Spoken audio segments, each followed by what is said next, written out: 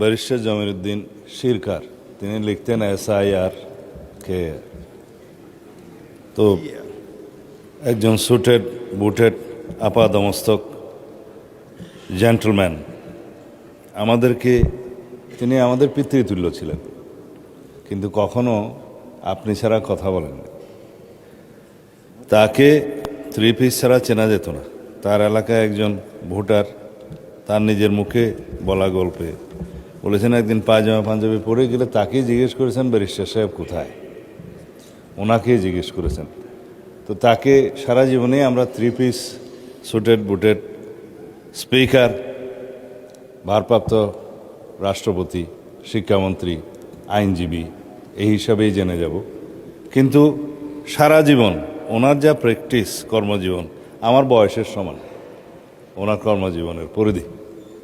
এই কর্মজীবনে তার সুনাম ছাড়া কোনো দিন কোনো ব্যক্তি, কোনো ক্লায়েন্ট এবং কোনো মানুষ আইনজীবী হিসেবে তার বিরুদ্ধে কোনো দিন কোনো সমালোচনা করেননি।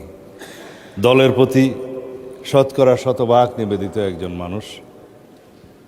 তাকে আমি শিক্ষামন্ত্রী হিসেবে পেয়েছি আমার কর্মজীবনের প্রথম দিকে, এবং আমার সিনিয়র কলিগ হিসেবে পেয়েছি তার কর্মজীবনের শেষের দিকে। তিনি আমাদের স্ট্যান্ডিং কমিটির one of the senior most member. আজকের এই পার্লামেন্ট উনি থাকার কথা ছিল, কিন্তু বয়সের ভারে তিনি তার সন্তান ব্যারিস্টার নওশাদ জমিরকে মনোনয়ন দেওয়ার জন্য অনুরোধ করে তিনি নিজে আর এই নির্বাচনটা করেননি। নির্বাচন করলে নিশ্চিতভাবেই তিনি জয়ী হতেন, আমাদের বিশ্বাস। তিনি আমাদের মাঝে থাকতেন। তিনি আমাদের মাঝে না থাকলেও সারা জীবন এই পার্লামেন্টের এখানেই থাকবেন।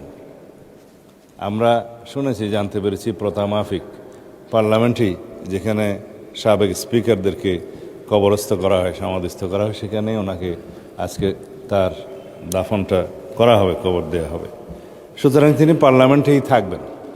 তিনি পার্লামেন্টে ছিলেন, তিনি সংসদ সদস্য ছিলেন, তিনি আইনজীবী ছিলেন, তিনি আইন প্রণয়নকারী ছিলেন, তিনি স্পিকার ছিলেন, তিনি সাবেক রাষ্ট্রপতি ছিলেন, এবং সেরকম একজন সাকসেসফুল মানুষ আমাদের জন্য ভবিষ্যতের অনুপ্রেরণা হয়ে থাকবে। স্পিকার হিসেবে নয়, এখানে আমি তাকে সংসদ সদস্য হিসেবে যে ভূমিকা রাখতে দেখেছি, যা কিছু আমরা তাদের কাছ থেকে শিখেছি পরবর্তী জীবনে সেটা আমরা প্রয়োগ করার চেষ্টা করব। স্পিকার, ধন্যবাদ আপনাকে।